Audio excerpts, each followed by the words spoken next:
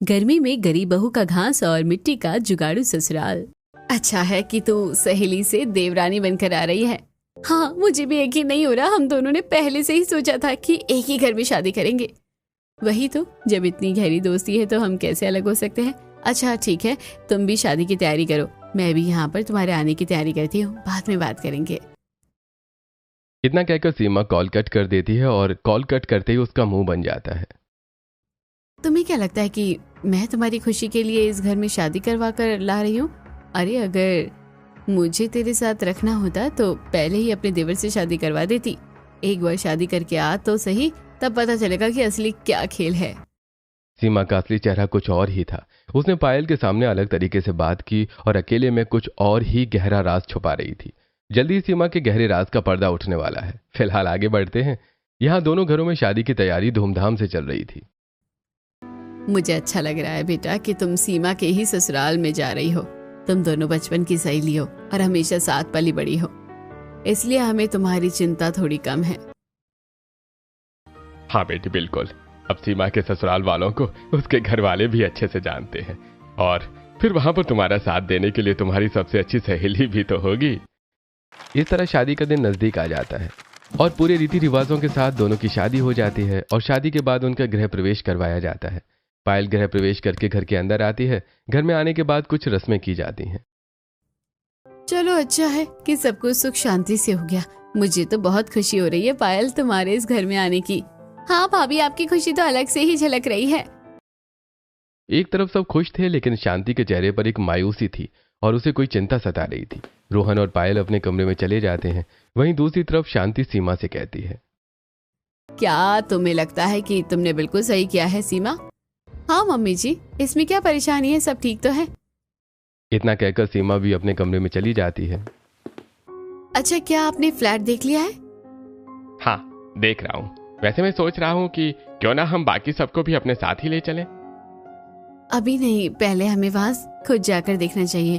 अभी रोहन की शादी हुई है, पहले उसे सब जिम्मेदारी लेने दीजिए, बस बाद में देखेंगे।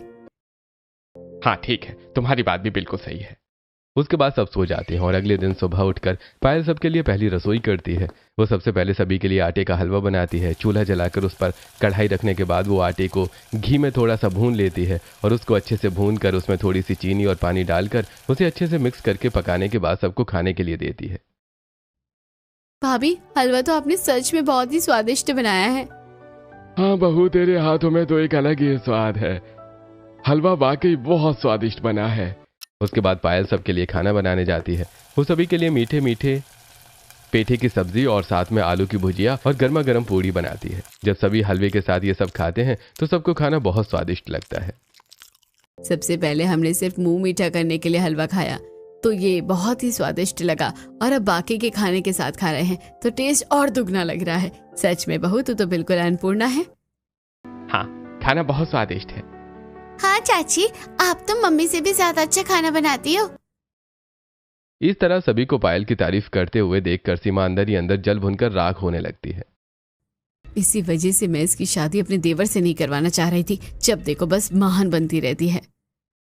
थोड़ी देर बाद जब मुंह दिखाई की रस्म होती है तो शांति की कुछ खास पड़ोसन वहां पर आती हैं। पायल उनके पैर छूती है और पड़ोसने पायल को देखकर उसे तोहफे देती हैं और कहती हैं, सच में शांति मानना पड़ेगा, छोटी बहू तो हीरा है हीरा, कितने सुंदर और साथ में संस्कार भी है। हाँ, हमें तो तुम्हारी छोटी बहू देखकर बहुत ही खुशी हो रही है। हमें तुम्हारी छोटी बहू बहुत अच्छी लगी। अब ये सब सुनकर जो सीमा को जलने की कसर थोड़ी बहुत बची थी, वो बची कुची कसर भी अब पूरी हो जाती है। जहाँ देखो बस हर कोई इसी की तारीफ करता रहता है, इसलिए मैं नहीं चाहती कि कभी भी इसके साथ मैं सेम घर में रहूं, क्योंकि जब भी देखो हर जगह सबका ध्यान अपनी तरफ खींचने में लगी रहती है। इस तरह दिन बीत जाते हैं। एक दिन जब पायल और सीमा दोनों साथ में बैठकर खाना बना रही थी। कितनी ज्यादा गर्मी हो रही है। गर्मी तो अब बस बढ़ती जा रही है। इस गर्मी की वजह से तो हम बहुत परेशान हो जाएंगे। हाँ, गर्मी का कहर तो सच में बहुत बढ़ रहा है। इस गर्मी की वजह से हमेशा दिमाग भी गर्म रहता है, लेकिन मुझे खुशी है कि हम दोनों अब एक ही घर में हैं। पायल को तो खुशी हो रही थी, लेकिन अभी वो नहीं जानती थी कि एक मुसीबत उसका इंतजार कर रही है। 2 दिन बाद घर के बाहर एक टेम्पो आता है और उसके अंदर घर का मेन सामान लोड हो रहा था।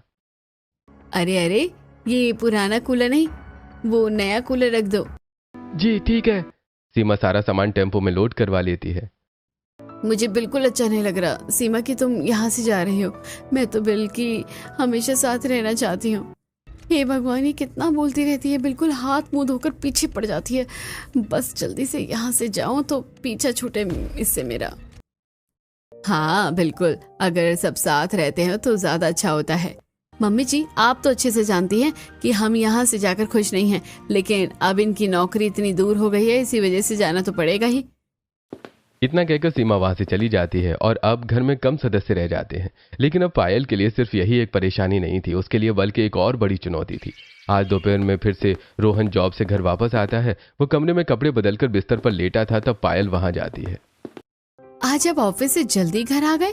क्या आप हाफ डे लेकर आए हैं? अरे मुझे हाफ डे लेने की क्या जरूरत है, मैं तो सीधा नौकरी छोड़कर आया हूँ। यह बात सुनते ही पायल के पांव तले जमीन खिसक जाती है और वो परेशान होकर कहती है, क्या कहा? आपने नौकरी छोड़ दी? लेकिन आपने ऐसा क्यों किया? आपने इस एक हफ्ते के अंदर ये दूसरी नौकरी छोड़ी है। अगर आप ऐसा करोगे तो घर का खर्चा कैसे चलेगा? देखो, घर का खर्च को चलाना मेरी जिम्मेदारी नहीं है, ये सब तो भैया अपने आप देख लेंगे। लेकिन मैं किसी के यहाँ नौकरी नहीं कर सकता। जब देखो मुझे ऑर्डर मारते हैं। मैं तो अपना खुद का बिजनेस करना चाहता हूँ।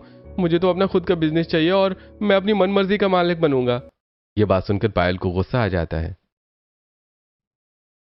भैया पहले ही कितनी मेहनत कर रहे हैं और अब वो लोग फ्लैट में चले गए हैं, वहां पर उन्हें उसका होम लोन भी भरना है। अब भैया कब तक कमाकर ऐसे हमें देते रहेंगे? अब आपको भी कुछ करना चाहिए। सिर्फ इस रीजन की वजह से आप नौकरी नहीं छोड़ सकते, वरना घर में खाने के लाले पड़ जाएंगे। देखो, मुझे ज्यादा शिक्षा देने की जरूरत नहीं है, समझी ना। तुम्हें इस घर में आए हुए अभी सिर्फ 10 दिन हुए हैं, लेकिन तुम्हें नहीं पता ये घर ऐसा नहीं है, काफी अलग है। यहाँ सब चीज का इंतजाम हो जाता है। अब तुम जाओ यहाँ से और मुझे आराम करने दो और अपनी अगली इन्वेस्टमेंट के बारे में सोचने दो कि मुझे कौन सी शेयर मार्केट में इन्वेस्ट करना चाहिए। मुझे तो लगता है कि आपका बचा कुचा सब कुछ गंवाने का इरादा है। पिछली बार जो पैसे लगाए थे वो भी डूब गए हैं। कम से कम इस बार तो रहने दीजिए, ये एक जुआ है। लेकिन रोहन कहाँ पायल के समझाने से मानने वाला था। एक तरफ घर में राशन खत्म होने वाला था और वहीं दूसरी तरफ रोहन की लापरवाही। अब तो उसने बिल्कुल नौकरी ढूंढना भी बंद कर दिया, जिसकी वजह से पायल बहुत परेशान रहती थी। एक दिन, मम्मी जी, राशन खत्म हो गया है, अब हम क्या करेंगे? कोई बात नहीं बेटा, तू चिंता मत कर। मैं अभी पवन से कह देती हूँ, हमें कुछ वो पैसे भेज देगा। लेकिन मम्मी जी, भैया से इस तरह पैसे मांगना अच्छा नहीं लगता। पहले ही उनके ऊपर पैसों का लोड है, उनके ऊपर इस तरह और बर्डन डालना अच्छा नहीं है। मैं जानती हूँ बेटा, लेकिन हमारी मजबूरी है और हम उसके अलावा क्या कर सकते हैं? तुझे तो पता है कि रोहन का स्वभाव कैसा है। मुझे तो समझ नहीं आ रहा कि जब तुझे पहले ही पता था कि रोहन ऐसा है तो तूने उससे शादी करने के लिए हाँ क्यों कहा? नहीं मम्मी, मुझे शादी से पहले इन सब चीजों के बारे में कुछ भी नहीं पता था। ये बात सुनकर शांति के पांव तले जमीन खिसक जाती है। अरे मम्मी जी, आप चिंता मत कीजिए। मेरी फ्रेंड शादी करके यहाँ आएगी तो सब अच्छा हो जाएगा। हम दोनों इस घर में साथ रहेंगे। बेटा, मुझे उस चीज से कोई परेशानी नहीं है, लेकिन तुम तो रोहन की आदत के बारे में अच्छे से जानती हो ना। किसी भी लड़की की शादी रोहन से करवाना मुझे तो ठीक नहीं लगता। जब तक ये सुधर नहीं जाता तब तक इसकी शादी का कोई फायदा नहीं है। अरे मम्मी जी, आप चिंता मत कीजिए, मेरी सहेली आकर अपने आप सब ठीक कर देगी। उसे इस बारे में सब पता है। शांति भी आगे पायल को और क्या ही कहती। उदास होकर वो अपने बड़े बेटे पवन को फोन करती है। माफ करना बेटा, तुम्हारे वहां जाने के बाद भी मैं अभी तुमसे पैसे मांग रही हूँ, लेकिन तुझे तो पता ही है रोहन कैसा है। उसने फिर से नौकरी छोड़ दी है। इस रोहन का तो मुझे कुछ समझ ही नहीं आता मम्मी। पता नहीं कब समझेगा।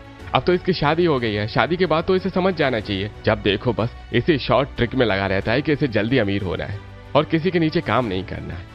ये कहीं का कोई राजकुमार है ना। बाकी आप चिंता मत करो, मैं राशन भिजवा दूंगा। इस चीज के लिए कभी भी आपको चिंता करने की जरूरत नहीं है, आखिर आप मेरा परिवार है। शांति का बड़ा बेटा पवन बहुत ही लायक था और वहीं दूसरी तरफ उसका छोटा बेटा रोहन बिल्कुल नालायक था।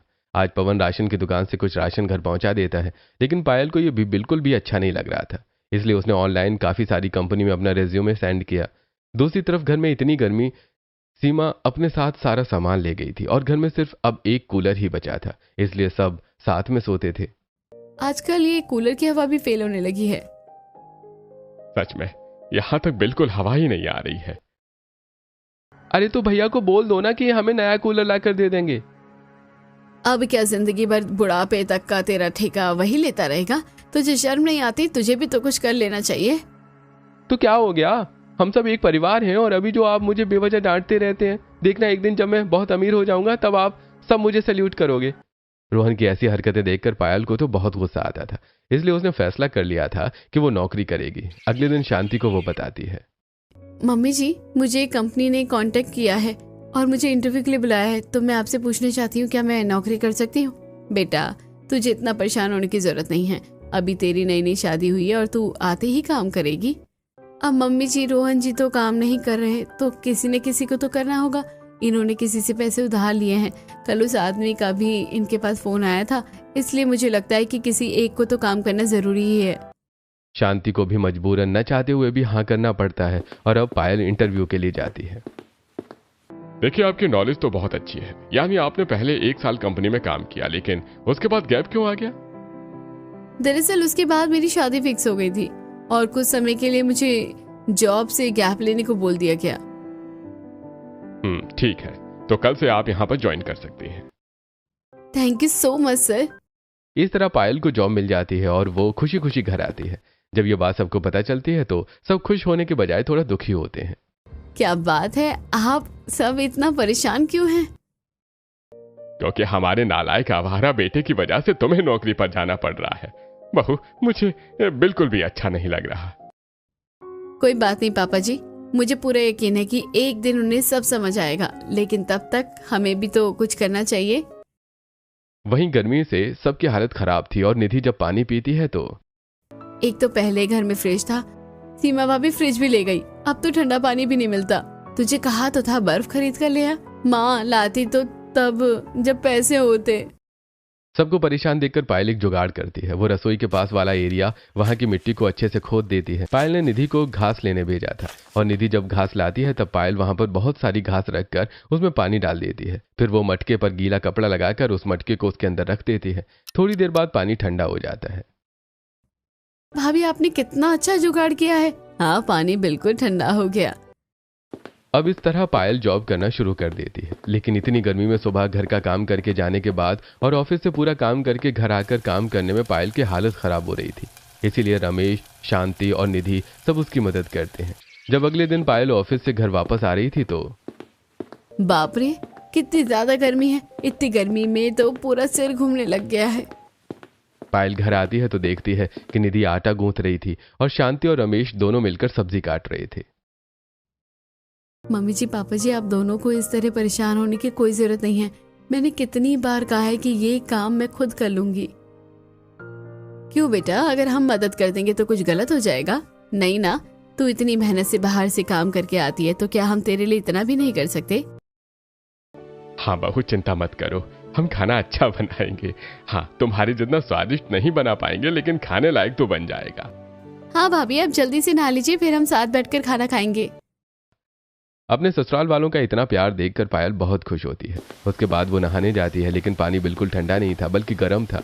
वो बाहर आती है तो देखती है कि रमेश जब गर्मी में चूल्हे के सामने बैठा था तो उसे घबराहट, बेचैनी होने लगती है और चक्कर आ जाते हैं। इस बात से सभी बहुत घबरा जाते हैं और उसे जल्दी से हॉल में लाकर चारपाई पर कूलर के सामने लिटाया जाता है। सब गर्मी की वजह से हुआ है। एक तो ये कूलर भी कितनी कम हवा देता है। सभी को गर्मी से परेशान होता देखकर पायल को बिल्कुल भी अच्छा नहीं लगता। गर्मी से सबकी हालत खराब हो रही थी और उसके पास इतने पैसे नहीं थे कि वो अभी कुछ नया कूलर या एसी खरीद सके। रात को वो इसी चिंता में सोती नहीं और करवटें बदलती रहती है। तब अचानक से पायल को एक आइडिया आता है। बचपन में हमें याद है हम कैसे मिट्टी के घर में रहते थे।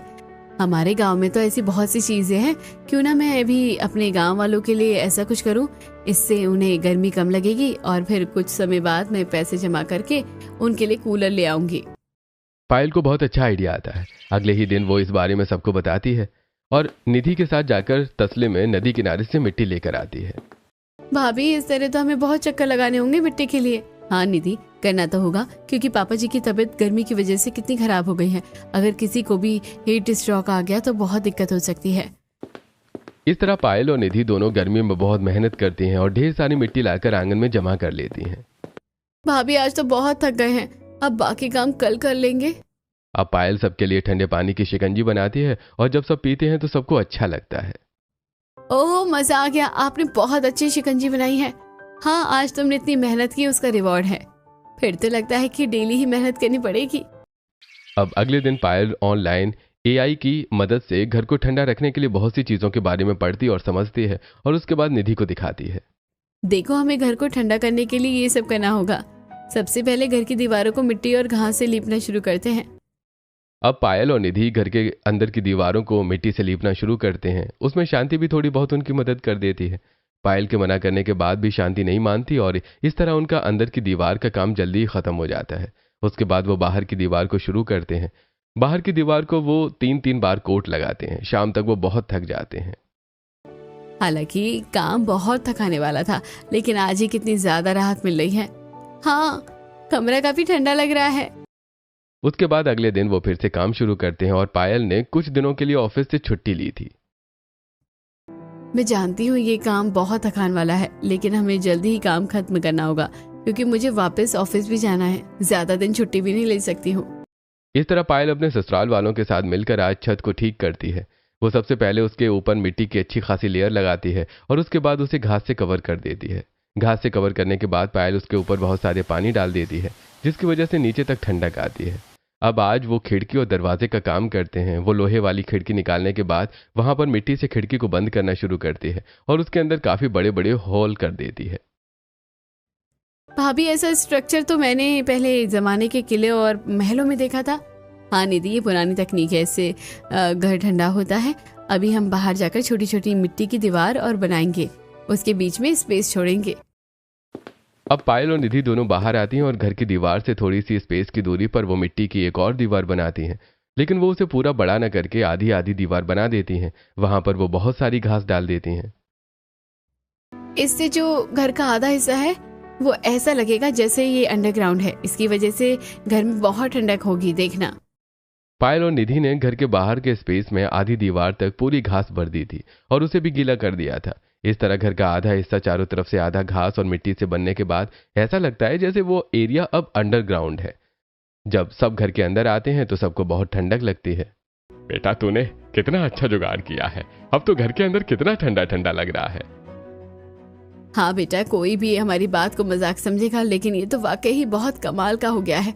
और तूने आधी दीवार वाला आइडिया तो बहुत अच्छा लगाया है। सच में ऐसा लग रहा है जैसे अंडरग्राउंड ठंडक वाले एरिया में आ गए हो। सच में भाभी, आपने तो जुगाड़ करके कमाल कर दिया। अब 2 दिन और लगेंगे और बहुत अच्छा जुगाड़ मैं आपको दिखाऊंगी, वो तो सबसे बेस्ट होगा। बाकी सब तो खुश हो रहे थे, लेकिन रोहन वहां आकर मुंह बनाता है। क्या इन सब चीजों में इतनी मेहनत करके टाइम वेस्ट कर रहे हो? भैया कोई बोल देना चाहिए था। तू तो एकदम आवारा है। तुझे खुद तो कुछ काम करना नहीं, बस दूसरों के भरोसे बैठना है। हर कोई रोहन को डांटता ही था, लेकिन उसे कोई असर नहीं पड़ रहा था। वहीं दूसरी तरफ, क्यों ना हम सबके लिए एक फ्रिज और कूलर खरीद कर दे दें? कोई जरूरत नहीं है। अब अगर आप भी उनकी सारी इच्छा पूरी करोगे तो रोहन कैसे सुधरेगा? फिर उसे कभी समय और पैसों की कीमत पता नहीं चलेगी। आपको उसे बिगाड़ना नहीं चाहिए, सुधारना चाहिए। तुम सही कह रही हो। अगर किसी को सब चीज मिल जाती है तो वो फिर कुछ नहीं करेगा। ठीक है, कुछ दिन करके देखते हैं।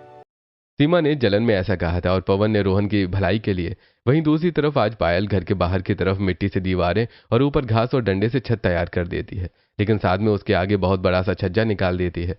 यानी बाथरूम की छत सिर्फ उसकी 4 दीवारों तक सीमित नहीं रहती, बल्कि बहुत आगे तक आ जाती है, जिससे उस एरिया में छांव रहती है। ऐसा ही पायल आज घर की छत के साथ करती है और उनकी छत भी वो बहुत आगे तक बाहर निकालकर उसका छज्जा बना देती है। इस तरह तो हमारा आंगन भी ठंडा रहेगा। अब पायल पूरे आंगन में अच्छे से घास डाल देती है और वहां पर घास उगा देती है। मम्मी जी, जब पूरे आंगन में घास उग जाएगी तो हम ये ऊपर से डाली हुई घास को हटा देंगे। उसके बाद पायल एक लकड़ी का रेक्टेंगल बॉर्डर बनाती है और उसके बीच में बहुत सारी घास से उसे कवर कर देती है। उसमें वो मजबूत रस्सी बांधने के बाद घास को अच्छे से फिक्स करती है। साथ में नीचे उसके 4 पैर बनाकर घास की चारपाई बना देती है। इस तरह पायल मेहनत से सारा काम कर रही थी। एक दिन में ये सारा काम खत्म हो जाता है और अगले दिन वो बाथरूम के बाहर वाली छत की छांव गड्ढा खोद कर इसमें ईंटों से एक छोटा सा गोला बनाकर स्विमिंग पूल बना देती है और वहां पर पर्दा लगा देती है। अब आपका ठंडा घर और ठंडा बाथरूम तैयार हो गया है। ये सब देखकर सब बहुत खुश होते हैं। उसके बाद पायल निधि के साथ मिलकर मिट्टी का एक ठंडा फ्रिज बनाती है। वो मिट्टी का बना हुआ ढांचा रख देती है और उसके ऊपर घास को रख देती है। अब उसके अंदर मिट्टी के बर्तन में खाना रख देती है। खाना भी काफी देर तक ठंडा रहता है। वहीं दूसरी तरफ घर के बाहर जो आंगन में उसने शेड बढ़ाकर छांव बनाई थी, उसमें वो अपना चूल्हा लगा देती है ताकि घर के अंदर गर्मी ना हो। वो काफी मेहनत से अपना मिट्टी का चूल्हा बनाती है। सच में कोई तो ऐसे ही कहता है, लेकिन मैं सच कहती हूँ कि मेरी छोटी बहू लाखों में एक है। बहू, तूने सच में साबित कर दिया कि जहां चाह होती है वहां राह होती है। इस तरह सब बहुत खुश होते हैं और अब वो गर्मी में ठंडे घर में रहते हैं। वहीं दूसरी तरफ रोहन की आदत नहीं सुधर रही थी। उसने फिर से पैसे इन्वेस्ट किए और फिर से उसे लॉस हुआ। अरे यार, ये फिर से सारे पैसे हार गया मैं तो। इस तरह दिन गुजर रहे थे और कुछ दिन बाद पायल बहुत सारी लकड़ी, घास और मिट्टी लाती है और उन सभी को इकट्ठा करने के बाद उसका कूलर की तरह ढांचा तैयार कर देती है। अब वो निधि के साथ कबाड़ी की दुकान पर जाती है। बहन जी, मोटर बिल्कुल ठीक है, इसे आप चला सकती हैं। ठीक है भैया, आप हमें ये मोटर दे दीजिए। पायल मोटर लेकर घर आ जाती है और उसके अंदर अच्छे से मोटर को फिक्स करवा देती है। पायल ने उसके अंदर बहुत सारी ठंडी घास डाली थी, जिसकी वजह से वो कूलर बेहद ठंडी हवा दे रहा था। अरे आज रात को तो इस कूलर के नीचे सोने में बड़ा मजा आने वाला है। तूने बहुत अच्छा किया बेटा कूलर बनाकर। हमारे पुराने वाले कूलर की मोटर सच में खराब हो गई थी, क्योंकि उसके अंदर से तो हवा आनी बंद हो रही थी। बहुत कम हवा आती थी। भाभी, आपने तो इतने सारे जुगाड़ करके सच में कमाल कर दिया। इस तरह सब खुश हो रहे थे। जब अगले दिन सीमा और पवन दोनों वहां जाकर ये सब देखते हैं तो उनको भी काफी हैरानी होती है। और पिंकी तो वो छोटा सा स्विमिंग पूल देखकर बहुत खुश हो जाती है। वो उसके अंदर निधि के साथ ठंडे पानी में नहाती है। बुआ, ये तो कितना सुंदर है और अच्छा है। हमारे घर में स्विमिंग पूल भी है। हाँ बेटा, सब कुछ तुम्हारी चाची ने किया है। पवन भी ये सब देखकर हैरान था। बेटा, सब कुछ छोटी बहू ने किया है। वो हमें गर्मी में परेशान देखकर खुद परेशान हो रही थी, इसलिए उसने सिर्फ हमारे लिए इतनी मेहनत की। सच में पायल बहू का कुछ कहना नहीं। अब तो नौकरी भी करती है सिर्फ घर को चलाने के लिए। हमारी छोटी बहू ने कितना कुछ किया है। सब पायल की तारीफ कर रहे थे और सीमा जल भुनकर राख हो रही थी, लेकिन पवन को बुरा लगता है। मम्मी पापा, अगर इतनी कंडीशन खराब थी तो आपको मुझे बताना चाहिए था। बेचारी पायल को भी कितना ज्यादा परेशान होना पड़ा। मैं यहाँ से चला गया, इसका मतलब ये नहीं है कि आप मुझसे बातें छुपाएंगे। नहीं बेटा, हम तो तुझे बताना चाहते थे, लेकिन पायल बहू ने मना किया कि अभी तुझे परेशान नहीं करना चाहिए। तेरे ऊपर भी अभी लोन का और बाकी सब खर्चों का भार है। पायल ने कहा है कि हमें हर परिस्थिति का सामना करना आना चाहिए और हार नहीं माननी चाहिए। सच में बहू के जज्बे को सलाम है। इस तरह सब पायल की तारीफ कर रहे थे। हालांकि घर में अभी कुछ अच्छा भी होने वाला था और साथ में बहुत बुरा भी। कुछ दिन बाद पायल सबको बताती है कि वो माँ बनने वाली है, तो इसकी खुशी सबको हो रही थी, लेकिन साथ में रोहन को भी इसकी खुशी थी। हाँ पायल, मुझे बहुत खुशी है। फिर तो मैं अपने बच्चों के लिए और मेहनत करूंगा और जल्दी अमीर होकर उसे बहुत अच्छी जिंदगी दूंगा। मैं तो बस आपसे इतना कहना चाहूंगी कि हम शॉर्टकट की बजाय अगर अच्छे से चले तो हमारी जिंदगी अच्छी हो सकती है, क्योंकि ऐसे में बहुत लॉस हो रहा है। लेकिन रोहन कहाँ समझने वाला था। अगले दिन उसने जिस आदमी से कर्जा लिया था वो आदमी अपने साथ कुछ आदमियों को लेकर वहां आता है। अरे भाई, मेरा पैसा तूने अब तक नहीं दिया। तुझे क्या लगा तू हमारे फोन नहीं उठाएगा तो हम तुझे छोड़ देंगे? अरे नहीं, ऐसा नहीं है। मैं तो बस पैसों का इंतजाम कर रहा था। आप मुझे छोड़ दीजिए। अरे इनके घर से जितना भी सामान है सब उठा लो। वो अंदर जाते हैं तो उन्हें कुछ खास सामान नहीं मिलता, बस लकड़ी का कूलर मिलता है। तो उन्हें गुस्सा आता है। वो वहां का सामान तोड़ देते हैं। पायल उन्हें रोकने की कोशिश करती है। कृपया करके ऐसा मत कीजिए, हमने बहुत मेहनत से इस घर को बनाया है। लेकिन वो आदमी पायल को धक्का मारकर गिरा देते हैं। ऐसा मत समझना कि हम तुझे छोड़ देंगे। तुम्हारे तो घर में भी कुछ ढंग का नहीं है। धमकी देकर आदमी वहां से चला जाता है। लेकिन रोहन को पायल की बड़ी चिंता होती है, तो वो उसे जल्दी से हॉस्पिटल लेकर जाता है। वहां पर पायल की डॉक्टर उसे चेक करती है। अभी तो बच्चा और माँ बिल्कुल ठीक है, लेकिन अगर दोबारा ऐसा कुछ हुआ तो कुछ भी हो सकता है, ध्यान रखिए। ये सब देखकर और ऐसा सुनकर रोहन के मन में डर बैठ जाता है। आज रोहन लाइफ की सिचुएशन को देखकर बहुत सीरियस था और गुमसुम भी। वो किसी से नजरें नहीं मिला पा रहा था कि उसकी वजह से ऐसा हुआ। वहीं दूसरी तरफ पायल भी मायूस थी कि इतनी मेहनत से उसने जो जुगाड़ किए वो सब खराब हो गए। लेकिन पायल के अंदर अलग ही जुनून था। इतनी आसानी से वो कहाँ हार मानने वाली थी। वो उन सबको ठीक करती है। सबसे पहले जो फ्रिज टूट गया था उसे ठीक करती है। बेटा रहने दे, अब क्यों दोबारा मेहनत कर रही है, सब खराब हो गया। तो क्या हुआ मम्मी जी, यही तो जिंदगी है। जो खराब होता है उसी को संवारना होता है, चाहे वो मिट्टी हो या सोना। ये बात रोहन के मन को छू जाती है और वो अब पायल का ऐसा जुनून देखकर उसकी मदद करता है। ये देखकर पायल बहुत खुश होती है। कोई किसी से कुछ नहीं कहता, लेकिन सब एक दूसरे को देखकर फिर से हिम्मत करते हैं और सब कुछ ठीक करते हैं। जो फ्रिज टूटा था उसे ठीक किया जाता है, बाहर जो मिट्टी की दीवार खराब थी उसे दोबारा ठीक करके उसके गैप में घास को डाला जाता है, फिर दोबारा चारपाई को भी ठीक किया जाता है। इस तरह सब कुछ ठीक हो जाता है और इस बार वो नए सिरे से कूलर बनाते हैं। इस बार रोहन ने कूलर बनाने में सबसे बड़ा सहयोग दिया। देखो पायल, तुम्हारी तरह तो अच्छा नहीं बना लेकिन कोशिश की है। ये अच्छा है, बल्कि मुझसे भी बेहतर। इस तरह सब मेहनत करते हैं और फिर से सभी जुगाड़ करके घर को पहले की तरह कर दिया जाता है। जब ये बात पवन को पता चलती है तो ये सब गलत हुआ, हमें आज ही वहां जाना है और सबके लिए हम सामान खरीद कर देंगे। और मैं तो सोच रहा हूं कि उन्हें यहां ले आता हूं, जो भी कर्ज है मैं चुका दूंगा, एक और लोन ले लूंगा। ये बात सुनकर सीमा भड़क जाती है। अब कब तक उनके लिए करेंगे? हमने क्या ठेका लिया है उनका 7 जन्म तक का? उनके लिए हम कुछ नहीं करेंगे, वो खुद से करेंगे। वाह, तुमने बहुत अच्छी बात कही। आज समझ आ रहा है कि तुम भले के लिए नहीं बल्कि तुम्हारे अंदर जहर है, इसलिए तुम मुझे मेरे घर वालों को कुछ भी देने से मना करती थी। लेकिन याद रखना, वो मेरा परिवार है, मैं उन्हें मुसीबत में नहीं छोड़ूंगा। तुमसे अच्छी तो पायल है जिसने घर के लिए कितनी मेहनत की है। जब देखो हर कोई बस पायल पायल ही करता रहता है। बचपन में भी हर कोई मुझसे ज्यादा उसकी तारीफ करता था। वो ज्यादा सुंदर है, वो ज्यादा अच्छी है, उसके मार्क्स भी मुझसे ज्यादा आते हैं। बस बहुत हो गया उसके लिए, मैं किसी को कुछ नहीं करने दूंगी। ये सब तुम्हारी जेलसी बोल रही है। इसलिए जब तुम्हें रोहन की सच्चाई पता चली तब तुमने जानबूझकर अपनी सहेली को इस शादी में फंसाया, क्योंकि उसे दुख देकर तुम्हें अच्छा लगता था। लेकिन उसने तुम्हारे लिए हमेशा अच्छा सोचा। उसका मन साफ है, वो दूसरों के लिए जीती है, इसलिए सब उसकी तारीफ करते हैं। तुम जब अपने घर वालों के लिए पैसे भेजती हो तब सब सही है। आज के बाद यहां पैसे भेजने हैं तो खुद कमाना, लेकिन मैं अब अपने परिवार के लिए ही सब करूंगा। यह बात सुनकर सीमा हैरान थी। और पायल से चिढ़ना बंद करो। तुम्हें पता है जब माँ ने पायल से कहा कि रोहन के साथ उसकी शादी गलत हुई, और क्या तुम्हें लगता है कि सीमा कसूरवार है? तब जानती हो पायल ने क्या कहा कि सीमा मेरे साथ गलत कैसे कर सकती है, वो मेरी सहेली है।